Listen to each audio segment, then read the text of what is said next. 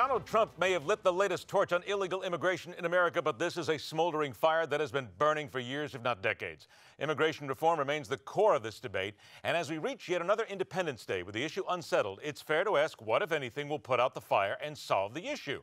And the Donald may be helping more than some people believe. Let's get right to it. She is the Director of Policy at the Center for Immigration Studies, Jessica Vaughan. Jessica, always a pleasure. Thanks so much for joining us. And let us get right to the Donald. He has made his comments. People are reacting. Macy's has now dropped his clothing line. He's no longer involved with NBC, Univision. But the GOP, what we keep hearing is that there are a number of people in the Republican Party who wish that he hadn't come out so vociferously, made the comments about Mexicans. They feel that it will hurt the GOP come the 2016 election. What do you think? Well, the immigration issue is the issue on which there is the greatest divide between elites in America and the American public, regular Americans.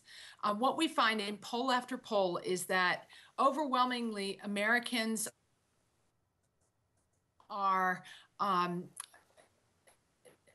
upset about the high levels of immigration that we have, and particularly the very high levels of illegal immigration that we have.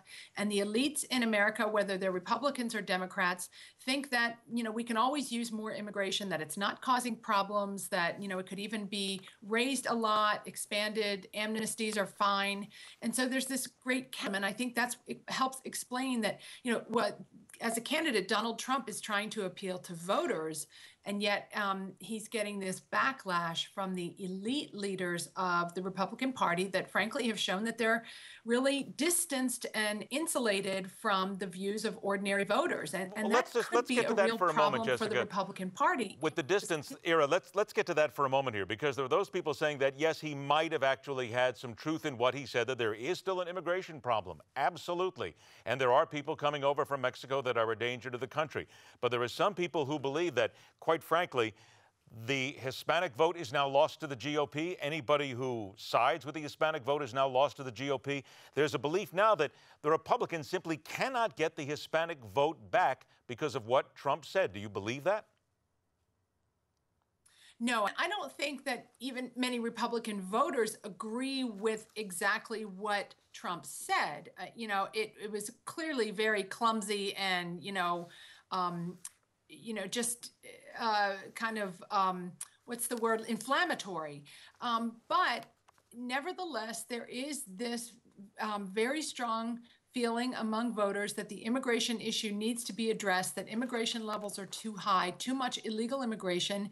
And the way for Republicans to be successful is not to pander to Hispanic voters on this issue, because they'll never be able to out-pander the Democrats, but endorsing amnesties like people like Jeb Bush and others do, but to put forward Republican candidates that immigrants identify with and defend the values that are likely to attract not just immigrants, but all kinds of voters, the things that are important to working families, like the economy, education, and the immigration issue, and especially the rule of law in immigration.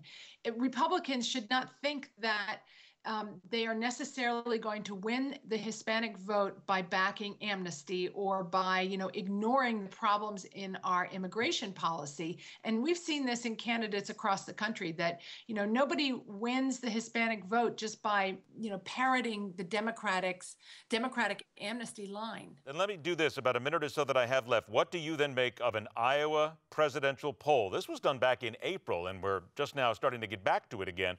In Iowa, 81% of the respondents said yes, they support a multi-step approach to granting illegal immigrants legal status. That's a bit of a shock coming out of Iowa, but doesn't that send a message to voters, and not only that, to candidates on both sides? Well, again, it's very important to look at the question that was asked. I'm sure if you put out a multi-step process, most people would think, oh, well, that's very tough, and, we're going to be able to screen out criminals and so on. but that's never the kind of bill that's actually put forward. It's always amnesty first with the promise of enforcement later. I think these pollsters and the voters themselves need to be asking more direct questions like, do you support the executive actions that the president took that would have legalized 4 to 5 million illegal aliens? Do you think that we need to enforce our immigration laws? And do you think we need to crack down on employers who hire illegal aliens? Do you support E-Verify? Those kinds of direct questions, not these kind of hypothetical programs that have never been introduced and will never be implemented. All That's right. not a real gauge of public opinion. We are going to continue to follow all of these polls because what the Donald said has only relit the fire, as I said. Jessica Vaughan, thanks so much for joining us. We appreciate your time as always. And by the way, happy 4th of July. Let's go ahead now and remind everybody that you get a chance to tell us what you think about all this, because the basic question is, did the Donald have a slice of truth in what he said? And not only that, if you're a Hispanic, would you now vote for the Republican Party? Email, Facebook, Twitter, so much more. Send it to us. We'll talk about it. Stay with us, because the fastest 60 minutes of news, The Hardline, will continue.